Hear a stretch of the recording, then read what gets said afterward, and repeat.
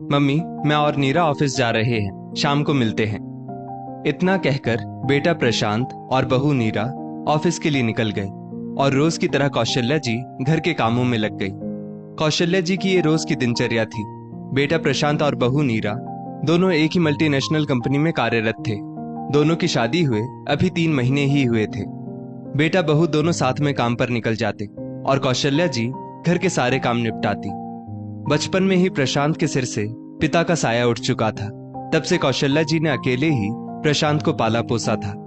कौशल्या जी के पति राजीव जी जब जिंदा थे तब वे ही घर के कर्ता धर्ता थे, मगर उनके निधन के बाद तो जैसे बिल्कुल अकेली सी पड़ गई थी कौशल्या जी। कौशल्या जी खुद भी पढ़ी लिखी महिला थी, मगर अब उन्हें समझ नहीं आ रहा था कि वे कहाँ नौकरी करेंगी।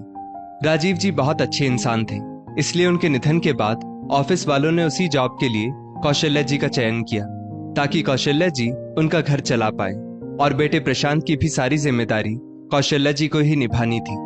कौशल्या जी ने खूब मेहनत करके प्रशांत को पाला पोसा था और उसे खूब अच्छे संस्कार दिए थे।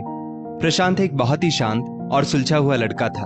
उसने देखा था कि उसकी माँ ने कितनी मुश्किलों का सामना करके उसका पालन पोषण किया है। उसने पढ़ लिख कर अच्छा मकाम हासिल कर लिया ताकि उसकी माँ को अब इस उम्र में आराम मिल पाए।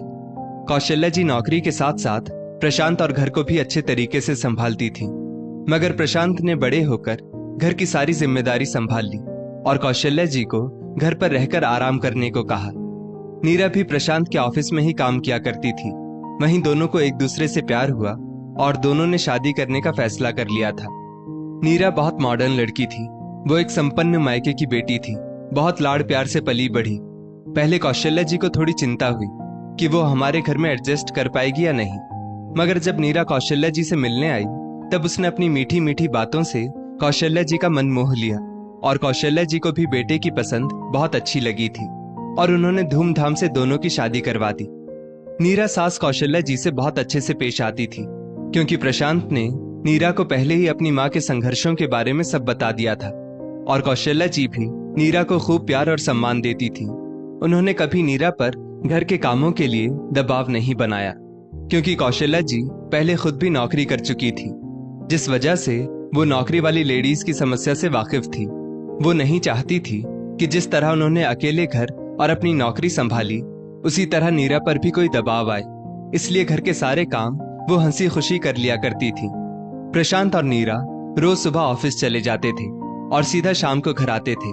घर का सारा काम करने के बावजूद भी कौशल्या जी के पास खाली समय बच जाता था, इसलिए समय का सदुपयोग करने के लिए उन्होंने सोचा कि क्यों ना घर पर रहकर ही कुछ काम शुरू किया जाए, जिससे उनका मन भी लग जाए और पैसे भी आने शुरू हो जाए।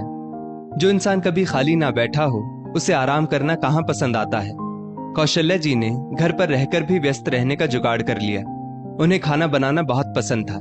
जब वे ऑफिस जाती थी तब उनके बनाए खाने से ऑफिस का सारा स्टाफ उनके टिफिन के प्रति अपना आकर्षण कम नहीं कर पाता था और सब उनके बनाए खाने की बहुत तारीफ करते थे। बस फिर क्या, कौशल्या जी ने अब टिफिन बनाने का बिजनेस शुरू करने का मन बना लिया। जब उन्होंने प्रशांत और नीरा से ये सारी बात कही तो दोनों ने इस काम को करने से मना कर दिया और बोले, अब इस उम्र में इतना काम करने की क्या जरूरत है। मगर कौशल्या जी ने अपना समय काटने के लिए ये काम शुरू कर दिया। कौशल्या जी को टिफिन बनाने के ऑर्डर आने शुरू हो गए और वो लोगों को खाना बना बना कर देने लगी, मगर प्रशांत को माँ का यूं लोगों को खाना बनाकर देना पसंद ना था।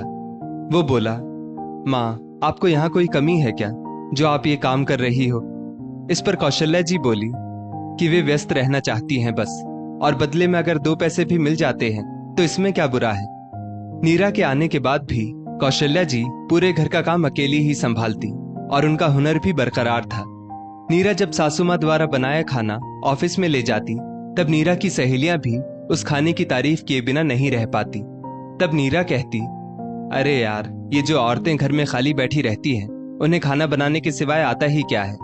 हमारी तरह नौकरी भी तो नहीं करनी पड़ती इनको, तो कम से कम खाना तो ढंग का बनाएंगी ही ना। नीरा को वैसे भी जब कुछ काम करवाना होता तब वो अपनी सासू माँ से प्यार से बात करती, वरना उसे कौशल्या जी की कोई कद्र नहीं थी। धीरे धीरे वक्त बीतने लगा।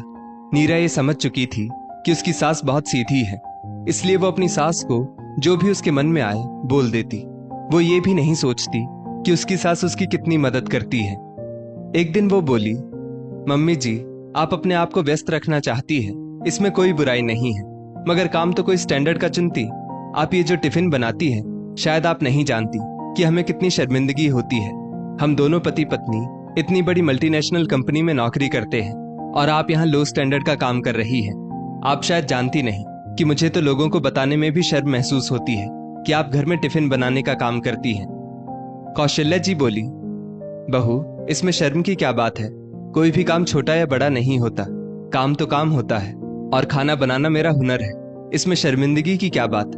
मैं तुम दोनों को भी तो टिफिन देती हूँ। तुम्हारे ऑफिस से आने से पहले तुम दोनों का खाना तैयार रखती हो। मुझे इन सब से खुशी मिलती है और मेरा मन भी लगा रहता है। मगर नीरा उनकी पूरी बात सुने बिना अपने कमरे में चली गई। ये नीरा ने पहली बार नहीं किया था। दरअसल अब ये उसकी आदत बन गई थी कि जो मुंह में आता वो बोल देती और हमेशा कौशल्या जी की बेइज्जती करके अपने कमरे में चली जाती। कौशल्या जी कभी पलटकर उल्टा जवाब नहीं देती थी बहू को। बस इसी बात का फायदा उठाने लगी थी नीरा। कौशल्या जी सोचती कि एक दिन नीरा सुधर जाएगी। उन्हें लगता कि अभी उसमें बचपना है, धीरे धीरे समझदारी आ जाएगी। जब भी नीरा को सासू माँ से कुछ काम करवाना होता तो वो मीठी मीठी बातें करके कौशल्या जी से अपना काम करवा लेती, चाहे अपने फटे कपड़े सिलवाने हो या कुछ नया खाने का मन हो। कौशल्या जी ने प्रशांत की तरह ही नीरा को भी खूब प्यार दिया था, इसलिए कौशल्या जी को यही लगता कि बहू के मन में कुछ पाप नहीं है, तभी तो कभी कभी इतना प्यार से बात करती है। हाँ, कभी कभी गुस्सा करती है, मगर अभी बच्ची ही तो है। कौशल्या जी ये नहीं समझ पाई थी कि नीरा को जब उनसे कुछ काम करवाना होता तभी वो प्यार से बात करती थी और बाद में काम निकल जाने के बाद उनका तिरस्कार करने लगती। भले ही कौशल्या जी नीरा से बहुत प्यार करती हो, मगर बदले में नीरा उतना प्यार कौशल्या जी से कभी ना कर पाई थी। एक रोज घर में मेहमान आए थे, जिस वजह से मांजने वाले बर्तन बहुत ज्यादा हो चुके थे। कौशल्या जी ने नीरा को आवाज दी कि वो उनकी थोड़ी मदद कर दे, मगर नीरा वहां आकर बोली, मम्मी जी, ये नौकरानियों वाले काम आप ही करिए। मुझे ऐसे काम करके मेरे हाथ नहीं खराब करने हैं, और वैसे भी आपका क्या है, आपको दिन भर यही काम करने हैं। मुझे तो कल सुबह ऑफिस भी जाना है, आप तो यहीं घर में रहने वाली हैं। ये सब सुनकर कौशल्या जी को बहुत दुख हुआ और उन्होंने सारे बर्तन अकेले मांजे। कौशल्या जी की सोच के विपरीत नीरा में कोई सुधार तो नहीं आ रहा था, बल्कि वो और अधिक मुंहफट होती चली जा रही थी। दूसरे ही दिन नीरा अपनी कुछ सहेलियों को घर लाई थी। कौशल्या जी ने उनको आदर के साथ बिठाया और चाय नाश्ता लाने अंदर चली गई। नीरा की सहेली उर्मिला बोली, वाह नीरा, तेरे तो मजे हैं, ऐसी गाय जैसी सास मिली है तुझे। तू यहाँ आराम से बैठी है और वे रसोई में नाश्ता लाने गई है। और सब सहेलियां ठहाके लगाकर हंस पड़ी। नीरा बोली, हाँ, मैं बहुत लकी हूँ सास के मामले में। यूं तो हर जगह सास बहू को सुनाती है, मगर मेरे केस में उल्टा है। यहाँ मैं मेरी सास पर भारी पड़ती हूँ। घर का सारा काम मैं इनसे करवाती हूँ और खुद मजे करती हूँ। अब इन गंवार औरतों को यही काम रह जाता है, घर के सब काम करना। कौशल्या जी ने नीरा की सब बातें सुन ली थी। आज उन्हें अपने कानों पर विश्वास नहीं हुआ। उन्होंने नीरा को बेटी से बढ़कर प्यार दिया, मगर बदले में वो बस इस घर की एक नौकरानी बनकर रह गई थी। कौशल्या जी जैसे ही बाहर आई, सभी चुप हो गए। कौशल्या जी ने चाय नाश्ता टेबल पर रखा और बोली, लेडीज, मैं खुद भी पहले जॉब कर चुकी हूँ और नौकरी के साथ साथ घर भी संभालती थी, और आज भी घर पर टिफिन बनाने का काम करती हूँ। नीरा काम से थक जाती होगी, यही सोचकर मैं हमेशा उसका सारा काम हंसी खुशी कर देती हूँ। मैं बेटे बहू के पैसों पर भी बिल्कुल आश्रित नहीं हूँ। हाँ, ये बात और है कि कुछ लोग हमारे साथ रहकर हमारे प्यार का नाजायज फायदा उठाते हैं।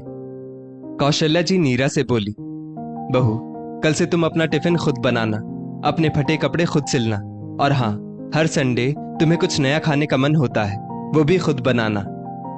नीरा की सब सहेलियों की नजरों में नीरा की सास की इज्जत और बढ़ गई थी। वे सब अब नीरा को उपहास की दृष्टि से देख रही थी। नीरा बोली, माँ सॉरी, मेरे बोलने का मतलब वैसा कुछ नहीं था। नीरा ने सोचा, जिस तरह वो हमेशा अपनी सास को मीठी मीठी बातों में फंसा लेती है, वैसे ही इस बार भी उन्हें पटा लेगी। मगर उसके विपरीत आज कौशल्या जी नीरा की बात सुने बिना ही बोली, बहू, ताली एक हाथ से नहीं बजती। प्यार और सम्मान पाने के लिए पहले प्यार और सम्मान देना भी होता है। अगर कोई तुम्हारी कड़वी बातें सुनकर भी उसका जवाब ना दे, तो उसका मतलब कतई ये नहीं होता कि वो बेवकूफ है। इसका मतलब ये होता है कि वो तुम्हें अब भी मौके दे रहा है, मगर आज तुमने सारी हदें पार कर दी। मैं भी एक पढ़ी लिखी युवती हूँ, मगर फिर भी मुझे घर के काम करने में कभी शर्म नहीं महसूस हुई।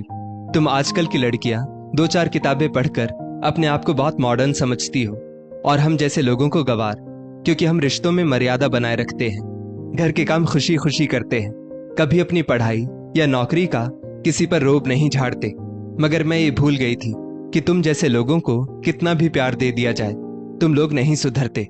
मैंने कभी तुम में और प्रशांत में फर्क नहीं किया था, मगर आज तुमने मुझे फर्क समझा दिया।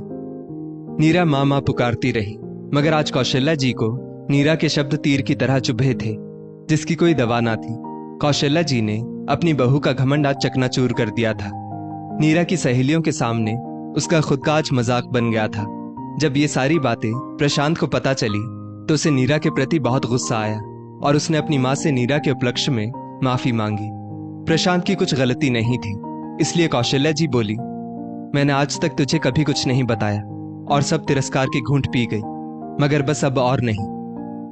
दोस्तों, घर के बूढ़े बुजुर्ग कोई इस्तेमाल की वस्तु नहीं कि जब जी चाहा उनका उपयोग किया और जब चाहा उनका तिरस्कार किया, बल्कि घर के बुजुर्ग तो घर की मजबूत नींव है जो पूरे परिवार को बांधे रखते हैं। इस दुनिया में अक्सर लोग शरीफ लोगों के साथ दिल का नहीं, दिमाग का इस्तेमाल किया करते हैं, मगर वे भूल जाते हैं कि शरीफ इंसान को जब चोट पहुंचती है तो वो घायल शेर बन जाता है। इसलिए कभी किसी को अपने फायदे के लिए इस्तेमाल ना करें। उस इंसान की कीमत समझें जो आपके लिए सब कुछ निस्वार्थ भावना से करता है। इस स्टोरी को लेकर आपकी क्या राय है, नीचे कमेंट करके जरूर बताइएगा, और ऐसी ही और भी बेहतरीन वीडियोस के लिए हमारा पेज जरूर फॉलो करें।